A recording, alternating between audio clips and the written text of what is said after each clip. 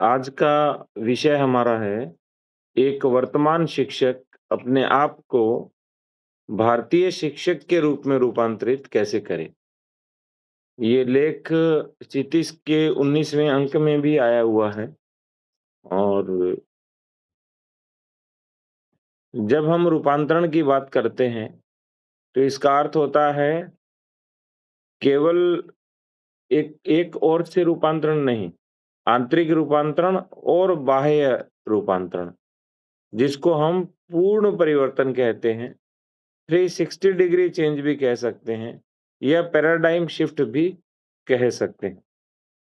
ऐसा रूपांतरण हो, इसके लिए हमें शिक्षक और भारतीय शिक्षक में अंतर क्या-क्या हो सकते हैं, इनको जानना पड़ेगा। और वर्तमान शिक्षक की चुनौतियाँ क्या है, समस्याएँ क्या है और भारतीय शिक्षक की विशेषताएँ क्या है, इसको भी समझना पड़ेगा। तभी ये रूपांतरण होगा। प्रश्न उठता है कि इस विषय पर लिखने की आवश्यकता क्यों पड़ी और क्यों वर्तमान शिक्षक को भारतीय शिक्षक के रूप में परिवर्तित होना है।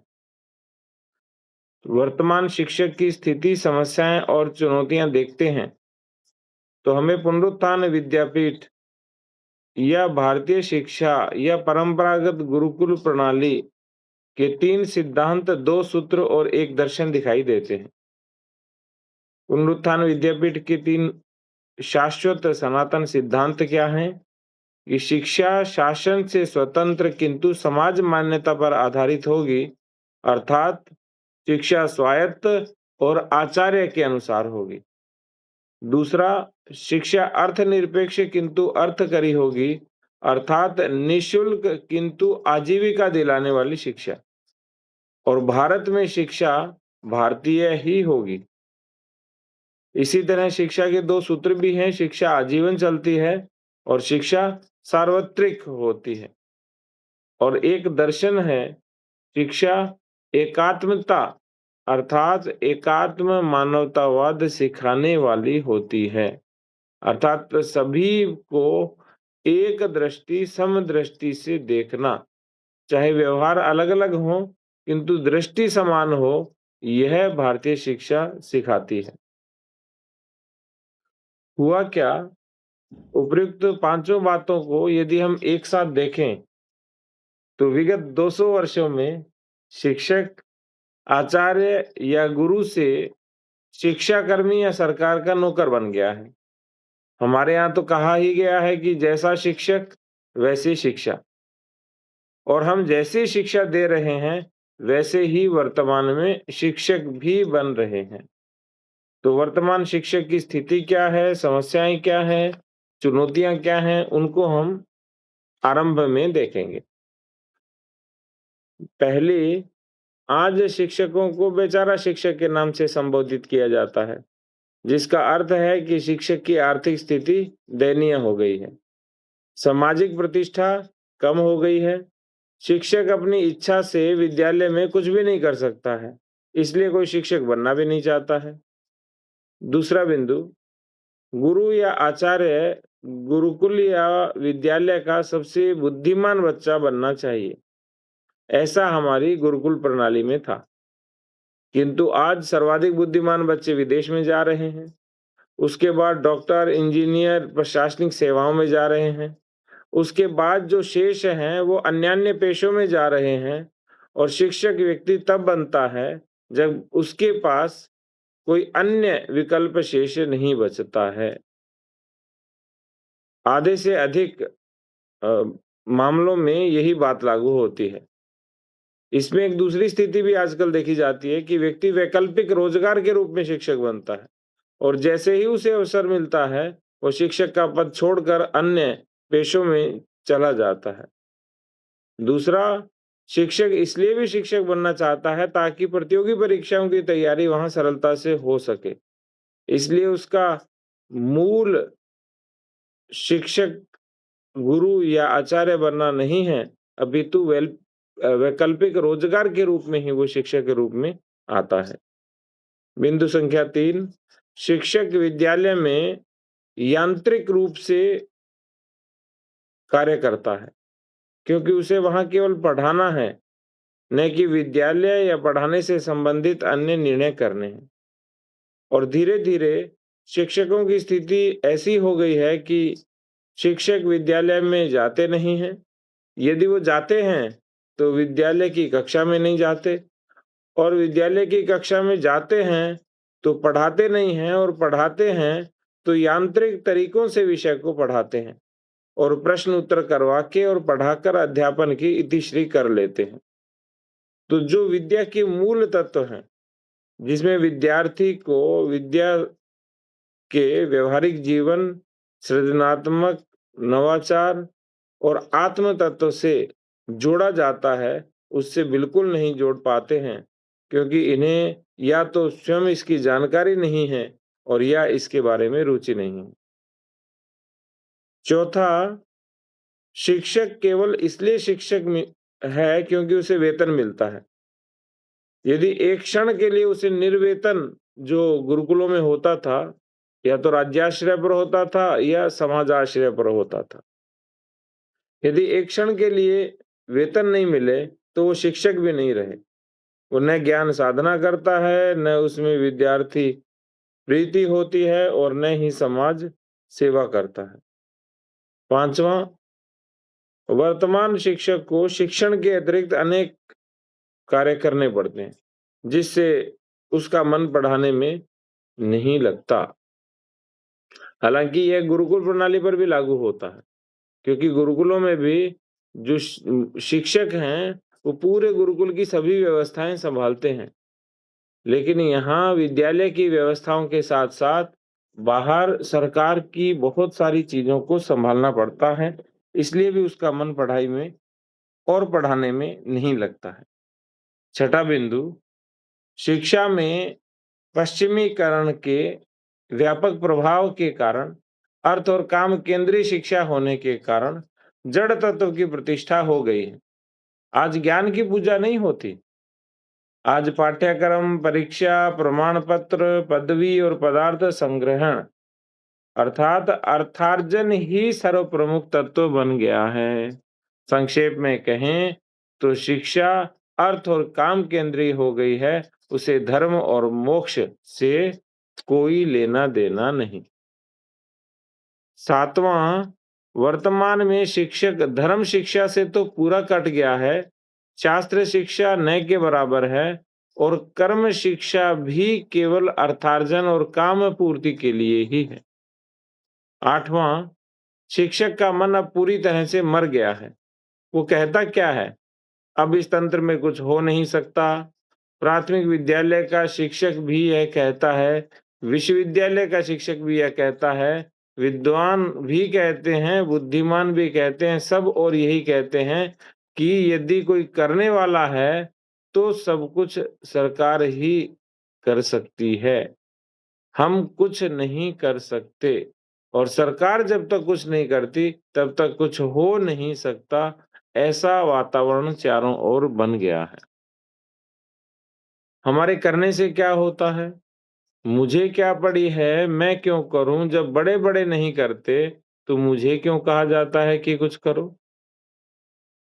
आज काम पढ़ाने का है, और किसी झंझट में पड़ने की आवश्यकता नहीं है। चरित्र निर्माण, प्रामाणिकता, ये सब बातें पुरानी हो गई है। ऐसा विद्यालय में पढ़ाया जाता है। आज ये सब नहीं चलता। आज भलाई का ज़माना नहीं है। कुछ करने जाओ तो स्वयं ही परेशानी में पड़ जाओगे। इस तरह की बातें शिक्षक करने लगे। विद्यार्थी सुनते नहीं हैं, अभिभावकों को पड़ी नहीं है। कुछ भले के लिए करो तो उल्टी शिकायत कर देते हैं। संचालक डाँट लगाते हैं या कार्रवाई करते हैं।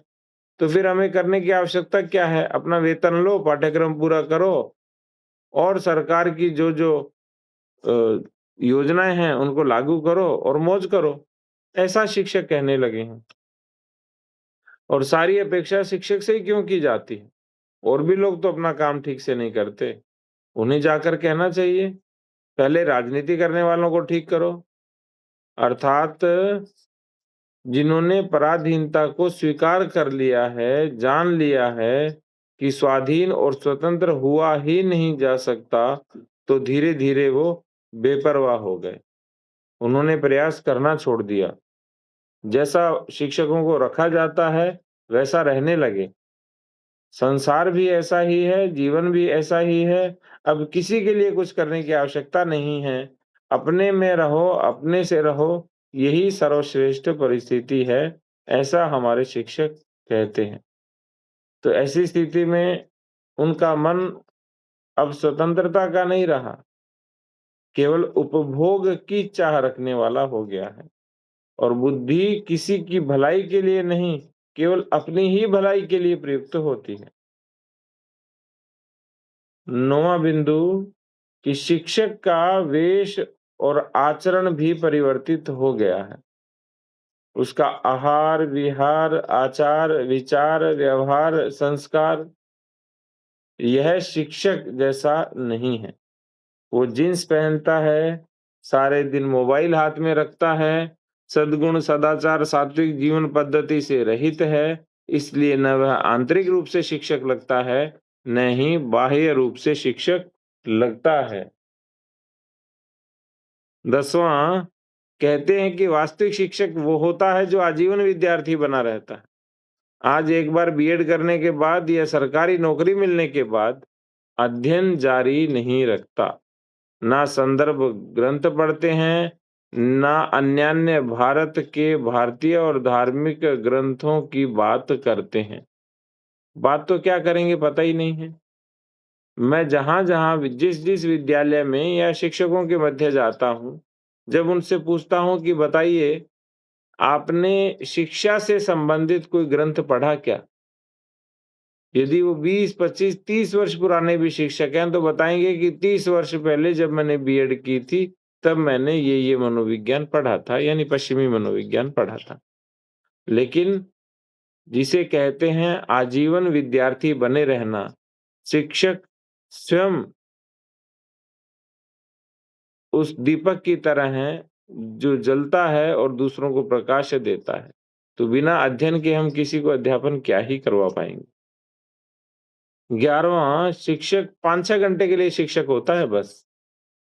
इसके अतिरिक्त वो अपने अन्य व्यवसाय करता है। घर जाकर कोई किसी व्यवसाय से जुड़ा है, कोई किसी व्यवसाय से जुड़ा है। क्योंकि जीवन का लक्ष्य ही अधिकाधिक अर्थार्जन करना है। 12वां बिंदु शिक्षकों ने अपने अधिकारों के लिए अनेक संगठन बनाए, किंतु उनके मंचों से एक बार भी विद्या, विद्यालय और विद्यार्थी के सुधार या अधिकार की बात नहीं उठाई जाती। केवल और केवल स्वयं के सुधार और अधिकार की बात उठाई जाती है। 13वां वर्तमान में सभी विद्यालयों में, महाविद्यालयों में, विश्वविद्यालयों में शिक्षक छात्र अनुपात गड़बड़ा गया है। सरकारी शिक्षक हमेशा सरकारी कार्यक्रमों और सरकारी योजनाओं को पूरा करने के दबाव में रहते हैं और जो निजी शिक्षक है वो हमेशा वेतन बढ़ाने के लिए दबाव डालते हैं। हमारे यहाँ सामान्य रूप से 10-15 विद्यार्थियों पर एक शिक्षक होते थे और आज हम देखते ही हैं 40-50 से लेकर के 100 सवा 100 तक विद्यार्थी एक कक्षा में होते हैं। और यदि हम कोचिंग संस्थान की बात करें तो 500, 1000, 1500, 2000, 2500, 3000 विद्यार्थी भी एक साथ पढ़ते हैं। और वर्तमान में जो वर्चुअल एजुकेशन है, उसमें तो लाखों विद्यार्थी एक ही बार में पढ़ रहे हैं। जहाँ ना उपनिषद पद्धति है, ना संवेदनशीलता है, ना जिज्ञासा समाधान है, सभी यांत्रिक रूप से पढ़ाई कर रहे हैं।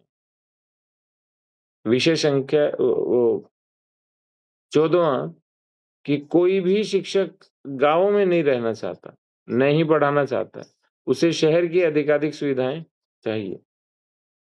15वां वर्तमान में लोकप्रिय सरकारों के दबाव में बिना ज्ञान के ही शिक्षक छात्रों को उत्तीर्ण कर देते हैं। इससे भविष्य में बेरोजगारी बढ़ती है। व्हाइट कॉलर जो भी करना है, श्रम से उसे लज्जा का अनुभव होने लगता है। ऐसा डिग्री धारक विद्यार्थी होता है जिसे शिक्षक ने ही बनाया है। 16वां विश्वविद्यालयों की स्थिति तो ये है, न शिक्षक कक्षाओं में जाते हैं, न बच्चे कक्षाओं में आते हैं। सभी को उच्च शिक्षा प्राप्त करनी है, व्यावसायिक या ग्रामोद्योग की शिक्षा किसी को प्राप्त नहीं करनी। अब सारे शिक्षक ऐसा ही कहने लगे हैं। और अंतिम बिंदु कि पंचकोश आधारित शिक्षा, करणों की शिक्षा, पंच तत्व आधारित शिक्षा, आयु के अनुसार शिक्षा, मन की शिक्षा इत्यादि विषयों की कोई भी जानकारी शिक्षकों को नहीं है। यदि हम सार रूप में कहें तो जो यूरोपीय शिक्षा पद्धति है, उसने शासन को स्वामी बना दिया है, प्रशासक को नियंत्रक बना दिया है, विद्यार्थी और अभिभावक को ग्राहक बना दिया है, विद्यालय प्रबंधन को विद्या बेचने के लिए विज्ञापन देने वाला दुकानदार बना दिया है और इस पूरे विष चक्र में हमारे शिक्षक की भूमिका केवल और केवल कर्मचारी या नौकर की रह गई है। अर्थात बाजारीकरण, उपभोक्तावाद और अर्थ आधारित यांत्रिक पश्चिमी जीवन पद्धति शिक्षक को निगल गई है। इसी कारण आज अनेकानेक जो समस्याएं हैं वो शिक्षकों के सामने उत्पन्न भी हो गई। शिक्षक की कोई नहीं सुनता। शिक्षक और अभिभावक तो अब केवल विद्यार्थी की इच्छा अनुसार चलने लगे हैं। आप सोच के देखिए, जिस बच्चे का मन सक्रिय नहीं है, उसके अभिभावक कहते हैं कि जैसा बच्चा चाहेगा हम तो उसे वैसा ही पढ़ाएंगे। जिन्हें दिशा देनी चाहिए, वही अब जिनकी बुद्धि विकसित नहीं है, उनकी बात मानने लगे हैं। तो इसी तरह के अनेक आर्थिक, सामाजिक और राजनीतिक और सांस्कृतिक संकट भारत और वैश्विक स्तर के ऊपर दिखाई देने लगे। तो लगता है कि आशा कहाँ है? आशा भारतीय शिक्षा में है, भारतीय ज्ञान परंपरा में है। इसलिए भारतीय शिक्षक की विशेषताएं क्या होनी चाहिए, ये हम देखेंगे। सर्वप्रथम आदर्श शिक्षक आचार्य होना चाहिए। अपने आचरण से विद्यार्थी को जीवन निर्माण की प्रेरणा और मार्गदर्शन देता है, वही आचार्य होता है। आचार्य शासन भी करता है, अर्थात विद्यार्थी को आचार सिखाने के साथ-साथ उसका पालन भी करवाता है। दूसरी विशेषता क्या है? आचार्य का गुण है विद्या प्रीति। वो विवशता से पढ़ता है, पढ़ने में आलस आता है, पद प्रतिष्ठा पैसा अधिक मिले इसलिए पढ़ता है, तो उसे आचार्य या शिक्षक नहीं कह सकते। पढ़ना, स्वाध्याय करना, ज्ञान चर्चा करना इत्यादि का आनंद भौतिक वस्तुओं के आनंद से श्रेष्ठ लगता है, उसी में रमण करता है, वही आचार्य है। आचरति इति आचार्य। तीसरा, आचार्य का एक और प्रमुख गुण है ज्ञानवान होना। तो स्वाध्याय, अध्ययन और चिंतन आदि प्रगल्भ होने से मनुष्य ज्ञानवान हो जाता है।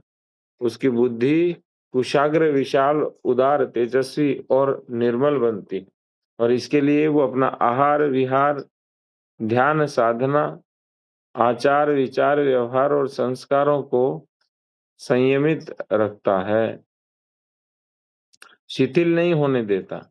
इसीलिए हमारे यहाँ आचार्य ज्ञानवान होते हैं। चौथा, ज्ञानवान होने के साथ आचार्य का श्रद्धावान भी होना चाहिए। अपने आप में, ज्ञान में और विद्यार्थी में श्रद्धा होनी चाहिए। तभी विद्यादान उत्तम पद्धति से होगा और तभी उत्तम आचार्य बनेंगे। छठा, आचार्य को विद्या प्रीति तो होनी ही चाहिए, उनको विद्यार्थी प्रीति भी होनी चाहिए। आचार्य विद्यार्थी को अपनी जो देहज या बिंदुज संतान होती है, उससे भी अधिक प्रिय लगते हों, अर्थात अपनी मानस संतान लगते हों, विद्यार्थी अपने आराध्य देवता लगते हों, तभी वह उत्तम आचार्य है। छठा, आचार्य कभी विद्या का सौदा नहीं करता। पद, पैसा, मान, प्रतिष्ठा के लिए कभी कुपात्र को विद्यादान नहीं करेगा। योग्य विद्यार्थी को ही आगे बढ़ाता है। आचार्य भय, लालच, खुशामद या निंदा के स्पर्श से पूरी तरह दूर रहता है, ऐसा आचार्य होना चाहिए। और सातवां, आचार्य सभ्य, गौरवशाली, सुसंस्कृत व्यवहार करने वाला होना चाहिए। उनके व्यवहार में हल्कापन, ओछापन नहीं होना चाहिए और आचार्य कभी अपना संतुलन भी नहीं खोता है और मन के आवेगों पर नियंत्रण रखता है। धर्म को समझने वाला, कर्तव्य को समझने वाला, सन्मार्ग पर चलने वाला और आचार्य विद्यार्थी के साथ-साथ समाज को मार्गदर्शित करने को भी अपना कर्तव्य समझे, ऐसा आचार्य होना चाहिए। और 8वां, आचार्य सदैव प्रसन्न रहता है, शारीरिक रूप से स्वस्थ रहता है, रोगी, संशयग्रस्त, पूर्वाग्रहों से युक्त, चिड़चिड़ा, लालची, प्रमादी नहीं होता। ऐसी स्थिति में वह कभी छात्रों के सामने उपस्थित नहीं होगा। और अंतिम बिंदु, आचार्य की नियुक्ति उससे श्रेष्ठ आचार्य ही कर सकते हैं। शेष लोग आचार्य का सम्मान करें और आचार्य अपने से श्रेष्ठ आचार्य का आदर करे, यही रीत है। और आचार्य को अनुशासन में उससे श्रेष्ठ आचार्य ही रख सकते हैं, अन्य कोई भी अभिभावक, प्रशासक या प्रबंधक या सरकार नहीं, ऐसा होना चाहिए। तो इस तरह जो भारतीय शिक्षक हैं, उनमें विद्यार्थी परायणता, विद्या परायणता, ज्ञान परायणता, आचार परायणता, धर्म परायणता, समाज परायणता, राष्ट्र परायणता, ईश्वर परायणता इत्यादि गुण होंगे तभी वो अच्छा शिक्षक और आचार्य बन सकता है। ऐसे आचार्य ही समाज के भूषण होते हैं और जो समाज ऐसे आचार्यों को सम्मान नहीं देता, उसका पतन हो जाता है। और आज के समय में भारतीय शिक्षा से संबंधित ये जितनी भी बातें हैं, ये सारी हमने छोड़ दी हैं, परिवर्तित कर दी। इसी कारण अनवस्था और अराजकता का निर्माण हो गया है और इस अनवस्था ने ही सारे समाज को शिथिल और अस्थिर कर दिया है। और इस स्थिति को परिवर्तन करने का प्रयास सबसे पहले किसे करना होगा? हमें करना पड़ेगा, आचार्यों को करना होगा, इसके बाद में समाज को करना होगा। तो अभी हमने देखा कि वर्तमान शिक्षक की स्थिति की समस्याएं और चुनौतियां क्या हैं और भारतीय शिक्षक की विशेषताएं क्या हैं। अब हम देखेंगे कि जो वर्तमान शिक्षक है वो अपने आप को भारतीय शिक्षक के रूप में रूपांतरित कैसे करे। तो शिक्षक जैसे श्रेष्ठतम सेवा कार्य को पुनः प्रतिष्ठा, गौरव और सम्मान दिलाना है तो वर्तमान शिक्षक को कुछ कार्य करने पड़ेंगे। पहला, वर्तमान शिक्षक अपने आप को विश्वामित्र, वशिष्ठ, याज्ञवल्क्य, चाणक्य इत्यादि की परंपरा में एक आचार्य समझे। तब वर्तमान शिक्षक में स्वगौरव, स्वमान और स्वाभिमान जागृत होगा। दूसरा, शिक्षा की परंपरा का निर्माण करना भारतीय शिक्षा का एक विशेष लक्षण है। हर पिता जैसे कुल की परंपरा का पालन करते करते अपने पुत्र को सब कुछ सौंप देता है, उसी तरह हर शिक्षक अपना दायित्व वहन करे, ऐसे योग्य विद्यार्थियों का निर्माण करे, ऐसे एक से अधिक विद्यार्थियों का निर्माण करें ताकि अपनी परंपरा को सौंप कर शिक्षा का व्यापक रूप से प्रसार हो। अपने विद्यार्थियों में कौन प्राथमिक में, कौन माध्यमिक में, कौन महाविद्यालय में, कौन सभी स्तरों पर पढ़ा सकेगा, इसकी पहचान करना शिक्षक का कर्तव्य है। अच्छे विद्यार्थी नहीं तो अच्छे शिक्षक कैसे दे पाएंगे हम? तो अच्छे शिक्षक देने हैं तो अच्छे विद्यार्थियों को चुनना पड़ेगा। यही शिक्षक की शिक्षा सेवा और समाज सेवा है। और वर्तमान शिक्षक छोटी आयु से ही कक्षाओं में शिक्षक का गौरव और श्रेष्ठता बताने वाली सामग्री बच्चों को पढ़ाएंगे तो बच्चे भी भविष्य में शिक्षक बनने का स्वप्न देखेंगे। अभी शिक्षक अपने अतिरिक्त या शिक्षक के सम्मान के अतिरिक्त अन्य या अन्यान्य पेशों की सारी विशेषताओं के बारे में बताते हैं। कि ये प्रशासनिक अधिकारी ऐसे हैं, ये राजनीतिज्ञ ऐसे हैं, ये व्यापारी ऐसे हैं, ये डॉक्टर ऐसे हैं, ये साइंटिस्ट ऐसे हैं। ये सब तो पढ़ाया जाता है, लेकिन अच्छे शिक्षकों की कथाएँ हम विद्यार्थी को विद्यालयों में नहीं पढ़ाते। तीसरा, वर्तमान शिक्षक अपने विद्यालय में पढ़ने वाले प्रतिभावान छात्रों का चयन करें और उनको विद्यार्थी बनाने का प्रयास करें और शिक्षक विशेष रूप से उनका मार्गदर्शन और सहयोग करें। और चौथा, वर्तमान शिक्षक समग्र विकास प्रतिमान को अच्छे से समझे, क्योंकि समग्र विकास प्रतिमान भारतीय आध्यात्मिक संकल्पना और एकात्म दृष्टि को आधारभूत मानता है। तो ऐसे शिक्षण को अध्ययन अध्यापन को अपने जीवन में शिक्षक उतारें और शिक्षा का क्षेत्र संस्कृति, संस्कार, मानव निर्माण का है। यह मानव निर्माण को व्यवहार और तात्विक दृष्टि से सिखाने वाला जीवमान क्षेत्र है। इसलिए ऐसे शास्त्र ग्रंथों का अध्ययन शिक्षक स्वयं भी करें और अपने विद्यार्थियों को भी कराएं। पांचवा, जो शिक्षक है वो समाज व्यवस्था, अर्थव्यवस्था, राज्य व्यवस्था, कुटुंब व्यवस्था इन सभी की विस्तार से जानकारी प्राप्त करते हैं। लेकिन वर्तमान शिक्षा शास्त्र केवल अध्यापन पद्धति और अध्यापन कौशल पर जोर देते हैं। उसमें भारतीय शिक्षा शास्त्र की जो आधारभूत पात्रता है, उसकी कोई चिंता अपेक्षा नहीं करते। तो वर्तमान शिक्षक जीवन के सभी क्षेत्रों और भारतीय जीवन दृष्टि के सभी क्षेत्रों की जब तक आधारभूत जानकारी प्राप्त नहीं कर लेते, तब तक उनको पढ़ाना नहीं चाहिए और तब तक अध्यापन पद्धति और कौशलों का भी प्रयोजन नहीं है, जब तक उसे भारतीय ज्ञान परंपरा की जानकारी नहीं।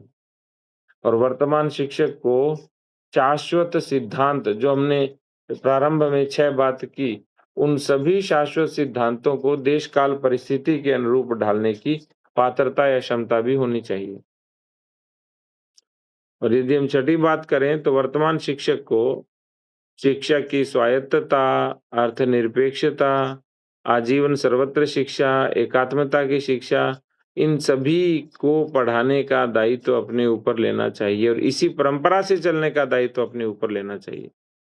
और ऐसे शिक्षक के सारे दायित्व को समाज को अपने ऊपर लेना चाहिए। अब समस्या ये है, शिक्षक को ये बात समझ नहीं आ रही है और वर्तमान शिक्षक को समाज की चिंता भी समझ नहीं आ रही है। सातवां, वर्तमान शिक्षक शिक्षा की जो यांत्रिक, खर्चीली और निर्जीव उपकरणों पर आधारित शिक्षा है, इससे दूर होकर के कहाँ जाएगा? यदि वो भारतीय शिक्षक बनना चाहेगा तो कर्णों पर आधारित शिक्षा, पंचकोश पंचतत्व पर आधारित शिक्षा, विद्यार्थियों के मन, बुद्धि और रुचि पर आधारित शिक्षा और समाज और राष्ट्र की आवश्यकता पर आधारित शिक्षा पर बल देगा। आठवां, हमने बात की थी कि जैसा शिक्षक वैसी शिक्षा। तो शिक्षक और शिक्षा का संबंध प्रतिमा और तत्व जैसा है। जिस प्रकार विद्या का तत्व, विद्या की संकल्पना मूर्त सरस्वती स्वरूप है, उसी तरह शिक्षा भी शिक्षक में मूर्तिमंत स्वरूप धारण करती है, अर्थात तभी शिक्षक शिक्षक बनता है। तो सीधी सी बात है, जैसा शिक्षक वैसी शिक्षा। इसलिए अच्छी शिक्षा के लिए अच्छा शिक्षक होना चाहिए और वर्तमान शिक्षक धीरे-धीरे भारतीय शिक्षक के अच्छा जो शिक्षक या आचार्य बने। 9वां, आज एक शिक्षक भी अपने सबसे अच्छे विद्यार्थी को शिक्षक नहीं बनाना चाहता। अभी हमने बात की कि माता-पिता से लेकर शिक्षक अपनी तेजस्वी, मेधावी, कुशाग्र, उदार और विशाल बुद्धि वाली संतान को शिक्षक नहीं देखना चाहते हैं। तो ऐसे में शिक्षा का क्षेत्र कैसा होगा? साधारण रहेगा। साधारण बच्चा शिक्षक बना तो शिक्षा साधारण, असाधारण बच्चा शिक्षक बना तो शिक्षा असाधारण। तो शिक्षा को श्रेष्ठ और तेजस्वी बनाना है, तो मेधावी और श्रेष्ठ विद्यार्थियों को शिक्षक बनाने हेतु प्रेरित करना होगा। इस दृष्टि से समाज प्रबोधन होना चाहिए, अभिभावक प्रबोधन होना चाहिए और शिक्षक प्रबोधन की भी आवश्यकता रहेगी। और प्रबोधन का यह कार्य प्रभावी पद्धति से होना चाहिए, तभी घर में, समाज में और विद्यालय में शिक्षक को प्रतिष्ठा और सम्मान प्राप्त होगा और विद्यार्थियों को भी शिक्षक बनने की प्रेरणा मिलेगी। और 10वां, जो शिक्षक नहीं बन सकता, वो अन्य कुछ भी नहीं बनेगा। उत्तम विद्यार्थी तो शिक्षक ही बनेगा। ऐसे भाव और भावना का प्रसार हमें अपने विद्यालयों में करना चाहिए। 11वां बिंदु, वर्तमान शिक्षक ये ध्यान रखे कि वो श्रेष्ठ विद्यार्थी को पढ़ाने का अवसर छोटी आयु में दें। दूसरी चौथी कक्षा के जो छात्र हैं, वो छोटे बच्चों को या शिशु को कक्षा में कहानी बताएं, पहाड़े पढ़वाएं। 8वीं कक्षा के छात्र तीसरी चौथी कक्षा को गणित पढ़ाएं। इस प्रकार जब विद्यार्थी को हम नियमित रूप से पढ़वाते हैं, नियोजित नियमित पढ़ाने का क्रम बनाते हैं, तो उसकी अभिव्यक्ति अच्छी होती है, कठिन विषयों को वो सरल बनाता है, स्वयं उदाहरण खोजता है, व्यवहार में लागू करता है, शुद्धि का आग्रह स्वयं रखता है, त्रुटियां जो हम कहते हैं वो नहीं होती और दुर्बल विद्यार्थियों की कठिनाई भी वो जान पाता है। इत्यादि ये सारे गुण शिक्षक अपने विद्यार्थी में दे पाता है और इस तरह शिक्षक के अनेक गुणों का विकास उस विद्यार्थी में हो जाता है। और ये विद्यार्थी शिक्षक के सहयोगी भी होते हैं, जिसे हम पीयर लर्निंग कहते थे हमारी गुरुकुल पद्धति। आज लोग पीयर लर्निंग की बात बहुत करते हैं, लेकिन जो पीयर लर्निंग आई मूल रूप से कहाँ से? वो भारतीय ज्ञान परंपरा से है। तो शिक्षकों को उन्हें विशेष ध्यान देकर पढ़ाना चाहिए। तो शिक्षक उनके चरित्र का विकास करे, उनके परिवार के साथ संपर्क भी रहे और ये विद्यार्थी जब 15-16 वर्ष के होंगे, तब तक इनमें पूर्ण शिक्षकत्व प्रकट हो जाएगा और उसके बाद शिक्षक और विद्यार्थी दोनों प्रकार से काम करेंगे, परंतु उनका मुख्य कार्य क्या होगा? अध्ययन करवाना ही होगा, अध्ययन करना ही होगा। और 12वां बिंदु, जो वर्तमान शिक्षक मिलकर जो विद्यार्थी शिक्षक ही बनेंगे, उनके प्रगत अध्ययन हेतु भी एक विशेष संस्था का निर्माण करना चाहिए, जहाँ विद्यालय अपने चयनित शिक्षकों को विशेष शिक्षा के लिए भेज सकते हैं।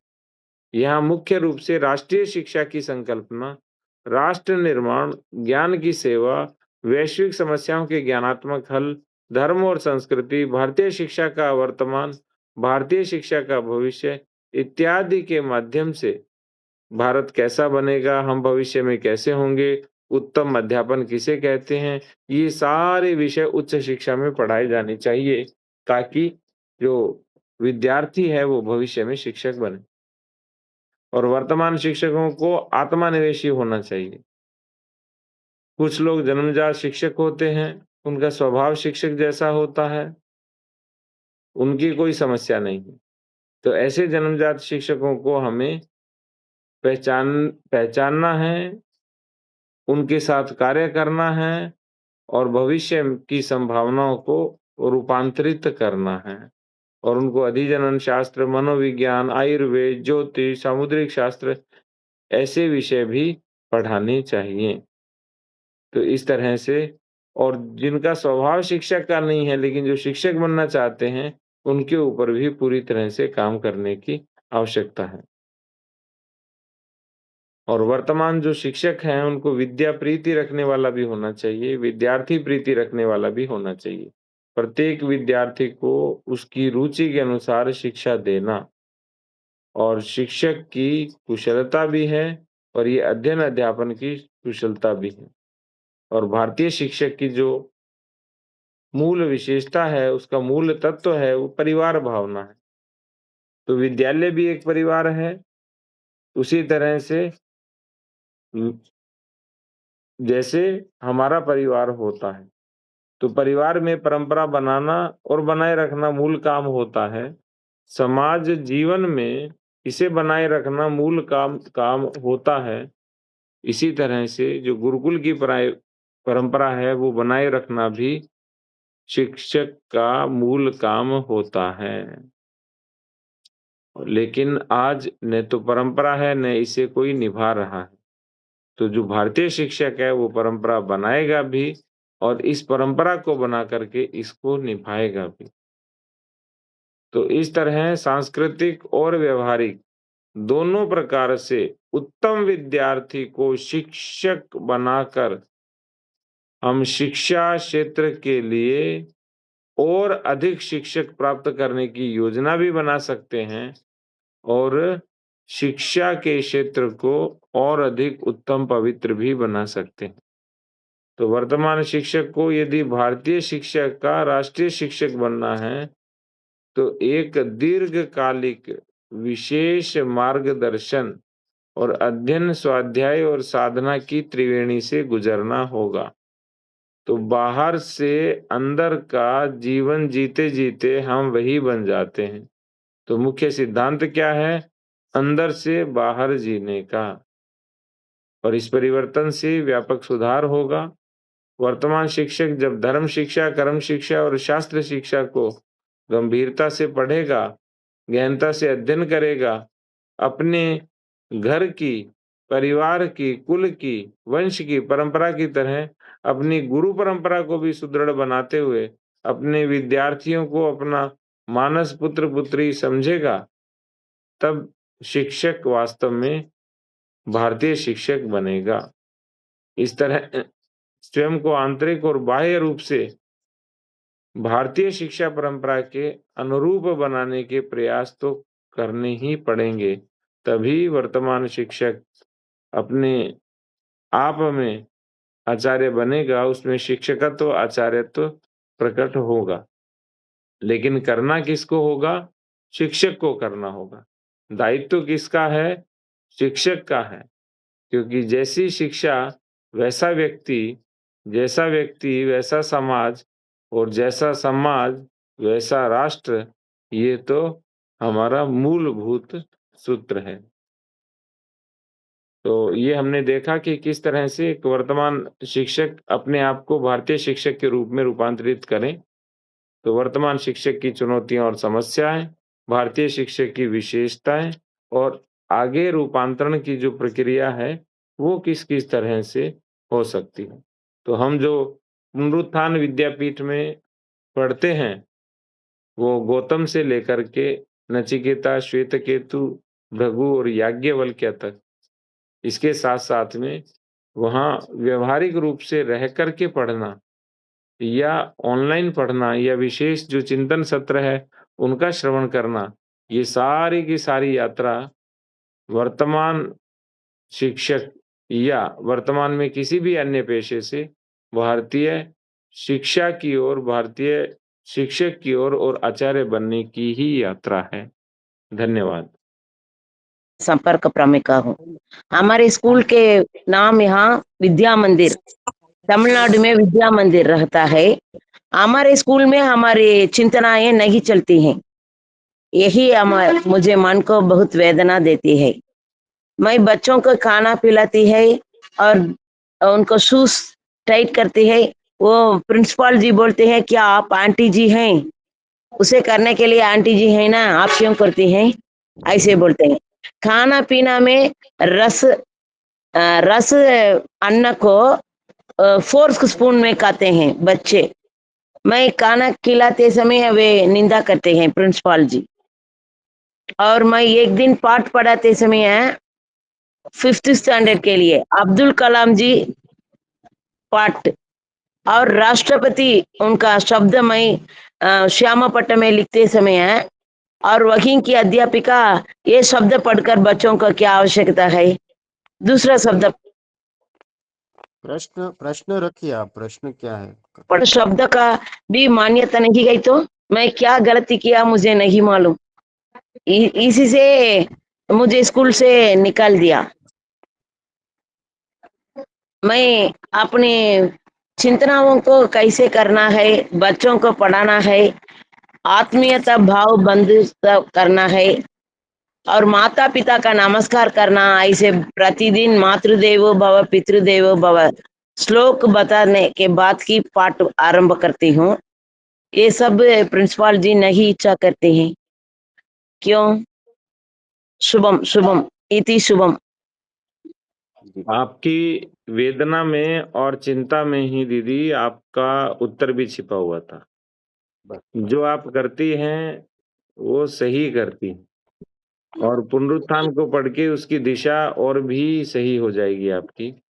बस कोई आलोचना करता है या जिसमें स्वयं में अज्ञान है, अल्प ज्ञान है, विपरीत ज्ञान है, जिसे पता ही नहीं है भारतीय शिक्षा क्या है, तो हम्म, उसको हमें सही दिशा दे सकते हैं, यदि वो लेना चाहे तो। अन्यथा फिर हम जो हमारी ओर झुके हुए शिक्षक हैं या जिनको लगता है कि हमें भारतीय शिक्षा में कुछ करना है, वे मिल कर के ऐसा कुछ नया करें।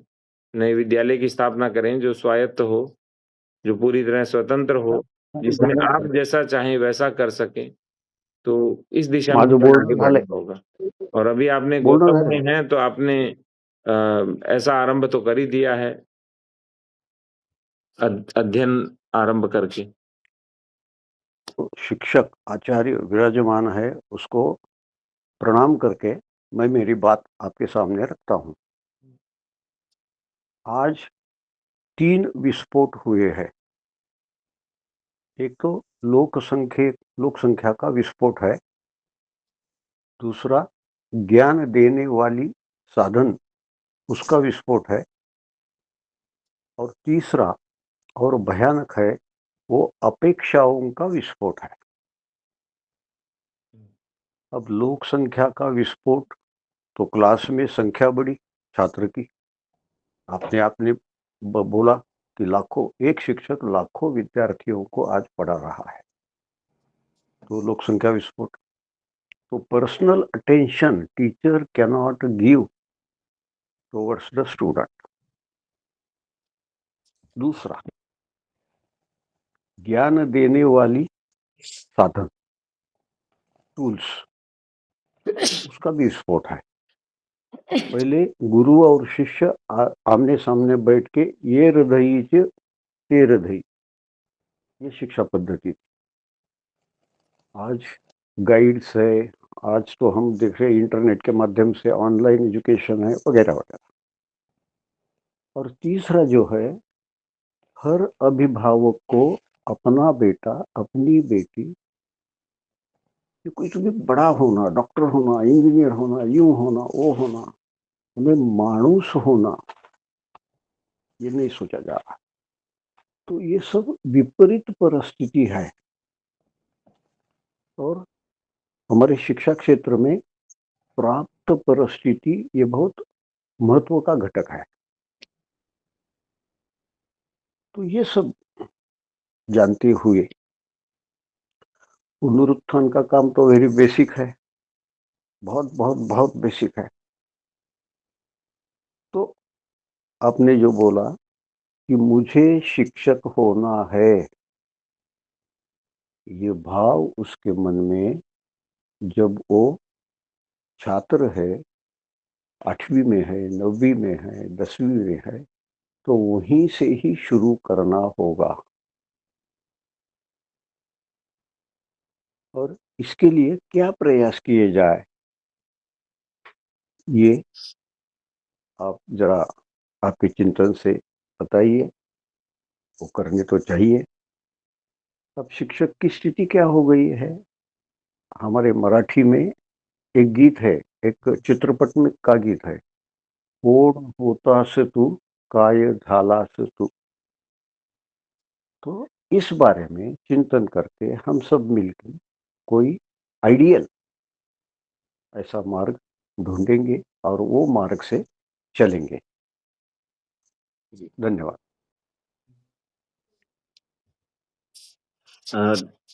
अभी आपने बता दिया है कि चाहे लोक संख्या की दृष्टि से या उपकरणों की दृष्टि से, अपेक्षा की दृष्टि से विस्फोट हुआ है। लेकिन जो ये वर्तमान स्थिति है, इसको सही करने का दायित्व किसका है? शिक्षक का। हमें लगता है कि सब कुछ हम एक ही समय कर दें।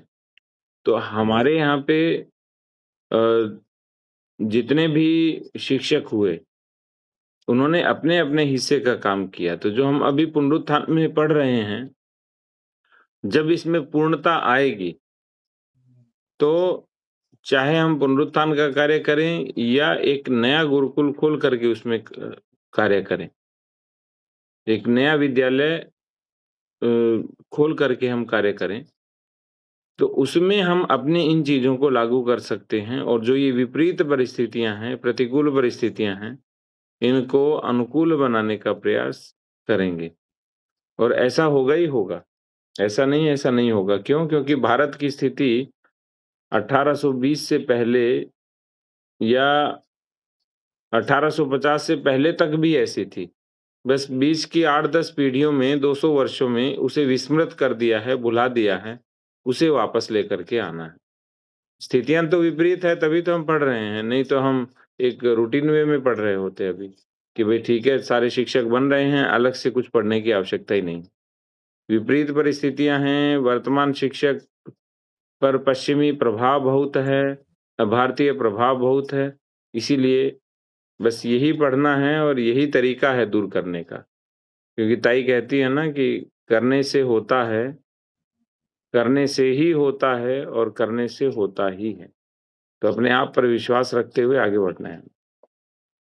धन्य शिक्षक को, यानी कि हमारा अपेक्षित शिक्षक जो है उसको योगी होना, सहयोगी होना, उद्योगी होना, प्रयोगी होना और उपयोगी होना, ऐसा पंचयोगी शिक्षक अगर बन गया तो फिर पुनरुत्थान का काम आगे बढ़ जाएगा।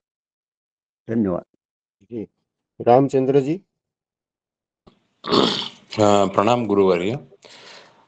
जब मैंने आज का विचार सुना तो ध्यान में आ गया कि शिक्षक को प्रतिष्ठा होनी चाहिए। जैसे कि हमारे प्राचीन काल में शिक्षक को राजा भी प्रतिष्ठा देते थे, तो उसके लिए अलग से कुछ प्रयास होनी चाहिए। जैसे मैंने सोचा कि सरस्वती प्रकट दिन, वसंत पंचमी को अगर शिक्षक कृतज्ञता दिन मनाया जाए, यानी जो आज बड़ी हस्तियां है, उद्योग प्रधान हो या कोई क्षेत्र में राजकारण में बड़े हो गए हो या अन्य किसी बड़ी व्यक्ति शिक्षक के घर जाकर उनका पूजन करे और हमारे भारतीय लोगों को दिखाए कि इन शिक्षक के कारण मैं इतना बड़ा हो गया। तो ऐसा कुछ कार्य वर्ष में एक दिन शिक्षक दिन के अलावा होना चाहिए, ऐसा मुझे लग रहा है। जी प्रणाम। सभी शिक्षक या भारतीय शिक्षक स्वयं को वो बना सकते हैं। मैं थोड़ा सा एक अनुरोध शासन की उन नीतियों में बंधने के कारण रखना चाहूंगा महोदय, समर्थ हैं कि जहां हम सर्व शिक्षा अभियान और सभी बच्चों को साथ लेकर उन प्रतिभावान बच्चों को चिन्हित करके उनको आगे बढ़ाने का करते हैं, तो हमारे जो शिक्षा विभाग के अधिकारी हैं, आजकल हम निपुण की दक्षताएं या अन्य जो हमारी शासन या विधिक हमारी प्रणाली हैं, उनसे शिक्षक को गुजरना पड़ता है, तो वहीं वो सीमित हो जाते हैं।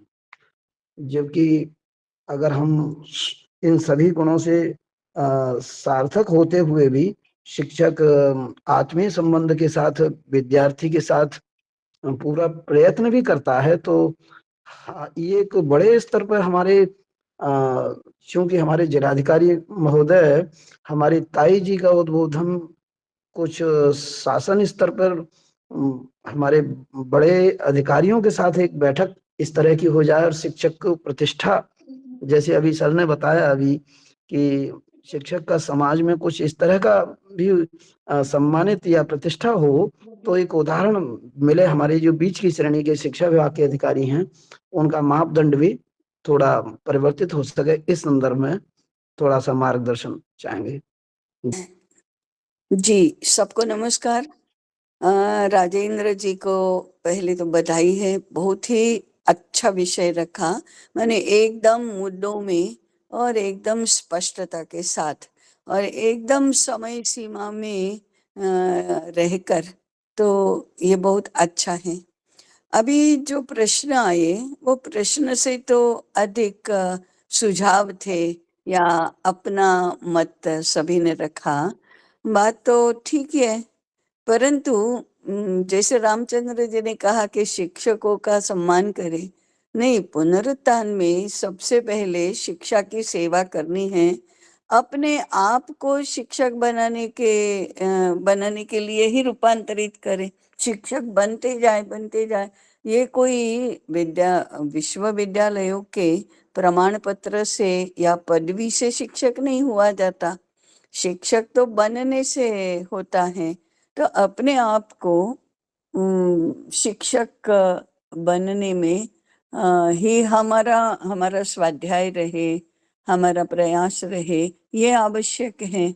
हम जिस प्रकार की शिक्षा की कल्पना करते हैं, उसमें सबके सब अपने आप को आचार्य बना सकते हैं।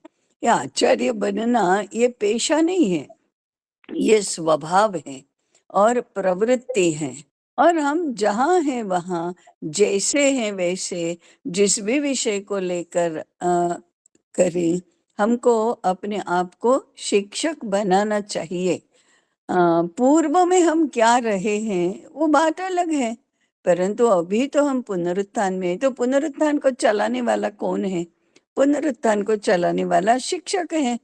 पुनरुत्थान की परंपरा को आगे ले जाने वाला कौन है? तो यह भी शिक्षक ही है। पुनरुत्थान का कार्य बढ़ाने वाला कौन है? तो वह शिक्षक ही है। इसलिए अपनी शिक्षक के रूप में क्या भूमिका है और एक परंपरा निर्माण करने में, परंपरा बनाने में, परंपरा को सुदृढ़ बनाने में हम सबकी क्या भूमिका हो सकती है, इस पर विचार करना चाहिए। आज किन बातों की आवश्यकता है? तो हम सबको मिलकर इस देश के उलझे हुए शिक्षा के प्रश्न को ओन करना है। दूसरों पर दायित्व डालने के स्थान पर हमारा अपना दायित्व है कि हम सब एकजुट बनकर अपने आप का स्वयं का योगदान देकर एक ऐसी परंपरा निर्माण करें जहाँ ज्ञान की प्रतिष्ठा हो, जहाँ ज्ञान देने वाले की प्रतिष्ठा हो और जहाँ ज्ञान लेने वाले अधिक संख्या में हों, और फिर वे अपने आप को ज्ञान देने वाले भी बनाए। ऐसे ज्ञान देने की, लेने की एक परंपरा बननी चाहिए, बलवान परंपरा बननी चाहिए, व्यापक परंपरा बननी चाहिए। अभी लोक संख्या के विस्फोट की बात कर रहे थे हम, तो ठीक है, 140 करोड़ लोगों का ये देश है, तो हमें 140 करोड़ लोगों के लिए शिक्षा की व्यवस्था कैसे होगी, उस व्यवस्था को लागू करने की योजना क्या होगी और हम सबको क्या पढ़ाएंगे, ऐसा विचार हमको करना चाहिए। तो अपने आप में अभी वर्तमान शिक्षक के अंश कितने हैं और भारतीय शिक्षक बनने के लिए हम क्या-क्या कर सकते हैं, इस पर हमें विचार करना चाहिए। अब ये हमारा गृह कार्य होगा। आज हमने पाठ तो पढ़ा कि वर्तमान शिक्षक अपने आप को भारतीय शिक्षक में कैसे रूपांतरित करें। तो हम अपने आप को वर्तमान शिक्षक मानते हैं? शिक्षक ही मानते हैं क्या? तभी तो अपने आप को रूपांतरित करेंगे। कितने हम रूपांतरित हो गए हैं और कितने रूपांतरित आगे हो सकते हैं और रूपांतरित होने की क्षमता का कैसे विकास कर सकते हैं और स्वयं रूपांतरित होने के बाद अन्य लोगों को कैसे हम रूपांतरित कर सकते हैं और इस परंपरा को बलवान कैसे बना सकते हैं, इन पर विचार करना, इन पर चिंतन करना, उन पर व्यवहार करना, ऐसे अनुकूलताएं निर्माण करना, ये हमारा आज के बौद्धिक के बाद का ग्रह कार्य होना चाहिए अगले बौद्धिक तक। तो 15 दिन के बाद दूसरा होगा ऐसा ही कोई विषय। तब तक हम इस विषय पर चिंतन करके अपने आप के मन, बुद्धि, हृदय को अधिक समृद्ध बनाए, ऐसी ही अपेक्षा हम कर सकते हैं। अभी यहीं